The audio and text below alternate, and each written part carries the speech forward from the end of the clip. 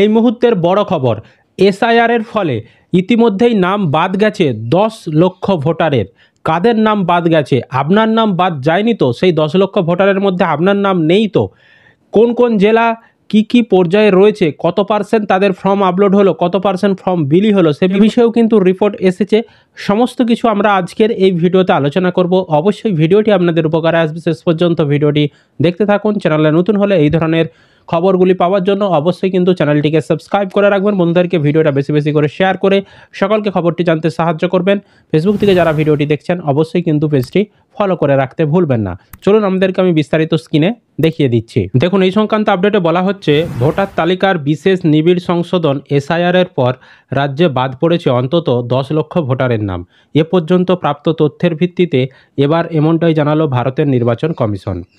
রাজ্যে ভোটার তালিকার বিশেষ নিবিড় সংশোধন আপাতত 10 লক্ষ ভোটারের নাম বাদ পড়ার হিসাব পেল নির্বাচন কমিশন। এ পর্যন্ত প্রাপ্ত তথ্যের ভিত্তিতে ওই সংখ্যক ভোটারের নাম বাদ যাচ্ছে বলে তাদের প্রাথমিক ধারণা। কমিশন সূত্রে খবর, প্রতিদিনই তথ্য আসছে। আপাতত বুথ লেভেল অফিসার বিএলওদের প্রাপ্ত তথ্যের ভিত্তিতেই এই হিসাব মিলেছে। তারা বাড়ি বাড়ি ঘুরে ফর্ম বিলি করতে গিয়ে এই তথ্য পেয়েছেন। সব এনুমারেশন ফর্ম জমা হওয়ার পরে চূড়ান্ত হিসাব পাওয়া যাবে। সেক্ষেত্রে বাদ পড়ার সংখ্যা আরও অনেক বেশি হবে, তা এক প্রকার নিশ্চিত। প্রথমে বুথে বুথে বিএলওরা ফর্ম বিলি করেছেন, পরে পূরণ করা ফর্মগুলি তারা সংগ্রহও করেছেন। সেই সময় বিএলওরা তথ্য পেয়েছেন কাদের কাদের ফর্ম পূরণ না হয়ে ফেরত এলো। এই 10 লক্ষের মধ্যে 6.5 লক্ষ মৃত ভোটার রয়েছে। এছাড়াও রয়েছেন একাধিক জায়গায় নাম স্থানান্তরিত এবং নিরুদ্দেশ ভোটারও। বাদ পড়ার ক্ষেত্রে শতাংশের বিচারে উত্তর কলকাতা এগিয়ে রয়েছে।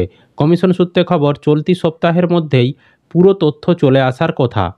তখন এই সংখ্যাটি কত দাঁড়ায় তা দেখার। 2025 সালের 27 অক্টোবরের তালিকা থেকে মোট কত নাম বাদ পড়ল তা জানা যাবে খসড়া তালিকা প্রকাশের পর। আগামী 9 ডিসেম্বর খসড়া তালিকা প্রকাশ করবে কমিশন। কমিশন জানাচ্ছে, 24 নভেম্বর বিকেল 5টা পর্যন্ত রাজ্যে 99.75% অর্থাৎ 7,64,00,000-এরও বেশি এনুমারেশন ফর্ম বিলি করা হয়েছে। খুবই অল্প সংখ্যক ফর্ম বিতরণ বাকি রয়েছে। পূরণ করা ফর্ম ডিজিটাইজ করা হয়েছে 4 কোটিরও বেশি, অর্থাৎ 59.4%। এখনও পর্যন্ত এই ডিজিটাইজ করার কাজ চলছে। রবিবারই পশ্চিম বর্ধমানের এক মহিলার নাম রাজ্যের 44টি আলাদা আলাদা জায়গায় ভোটার তালিকায় থাকার অভিযোগ প্রকাশ্যে এসেছিল। মায়ারানী গোস্বামী নামে পাণ্ডবেশ্বরের ওই মহিলার নামে 44টি ভুয়ো এপিক কার্ড রয়েছে বলে অভিযোগ। কমিশন সূত্রে খবর, এসব ক্ষেত্রে নকল ভোটার শনাক্ত করে খসড়া তালিকা থেকে বাদ দেওয়া হবে। আবার ঠিকানা পরিবর্তন করায় কারো কারো বাড়ি 3-4 বার গিয়েও তাদের হদিশ পায়নি বিএলওরা। আপাতত সব মিলিয়ে এই সংখ্যাটাই অন্তত 10 লক্ষ। এসআইআর পর্বে বারবার অনুপ্রবেশ তত্ত্বে শান দিয়েছে বিজেপি। রবিবার বিরোধী দলনেতা শুভেন্দু অধিকারী ফের দাবি করেছেন, এসআইআর হলে 1 কোটি ভোটারের নাম বাদ যাবে। তাতে মৃত ভোটার এছাড়াও একাধিক জায়গায় থাকা এক নামের পাশাপাশি বাদ পড়বেন অনুপ্রবেশকারীরাও। যদিও অনুপ্রবেশকারী ভোটার প্রসঙ্গে এখনও কিছু জানায়নি কমিশনের সূত্র। সোমবার সাংবাদিক বৈঠকে রাজ্যের মুখ্য নির্বাচনী আধিকারিক সিইও মনোজ আগরওয়াল বলেন, আমরা ভোটারদের কাছে অনুরোধ করেছি যত তাড়াতাড়ি সম্ভব এনুমারেশন ফর্ম জমা দিন। 4 ডিসেম্বর শেষ দিন, তার কোনো পরিবর্তন হয়নি। অর্থাৎ ডেট যে বলা হচ্ছিল বাড়ানো হবে, সেরকম কিন্তু বাড়ানো হয়নি। 4 ডিসেম্বরই কিন্তু লাস্ট ডেট রয়েছে।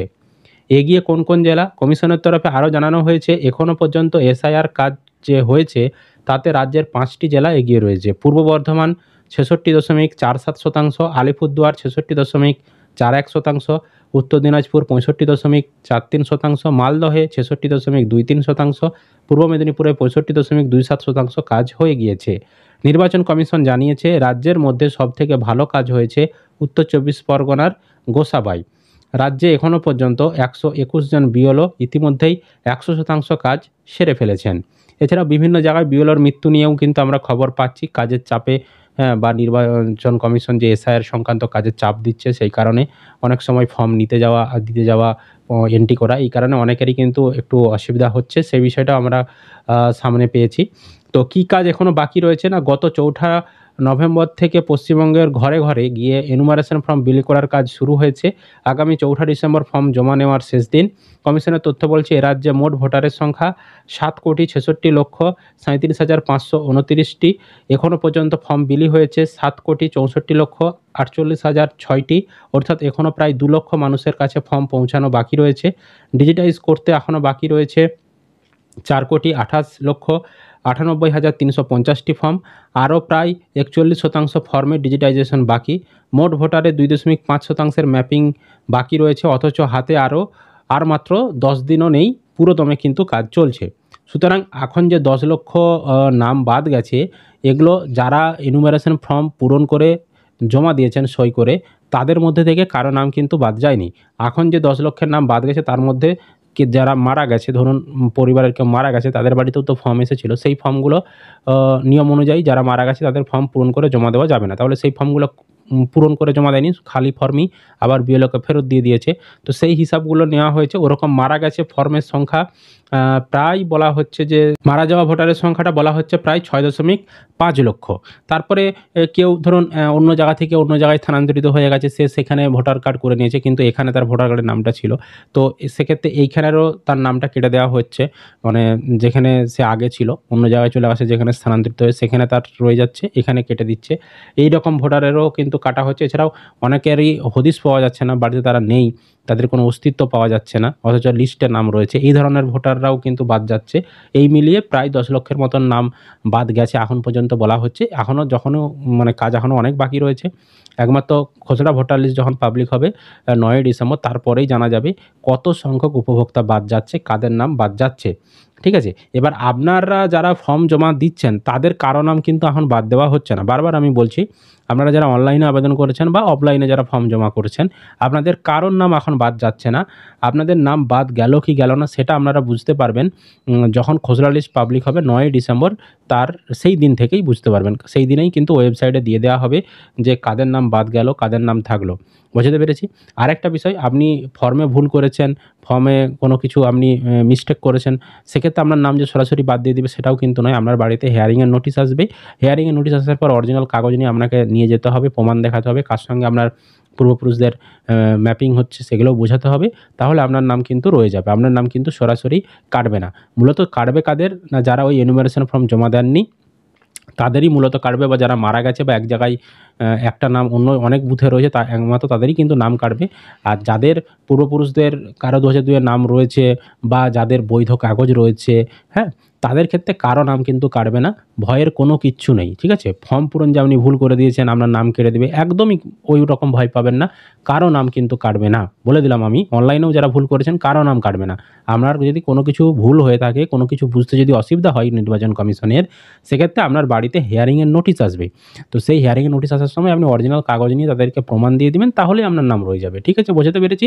মূলত নাম কাটবে মৃত ভোটারদের, স্থানান্তরিত ভোটারদের, বা যাদের অস্তিত্ব পাওয়া যায়নি, যারা এনুমারেশন ফর্ম জমা করেনি, একমাত্র তাদেরই কিন্তু নাম কাটবে। বাকি কারো কিন্তু নাম কাটবে না। এবং আপনি যদি বৈধ কাগজ দেখাতে পারেন, আপনার নামটাও কিন্তু ফাইনাল লিস্ট যখন 2026 সালে ফেব্রুয়ারি মাসে প্রকাশিত হবে সেখানে কিন্তু থাকবে। বুঝতে পেরেছি।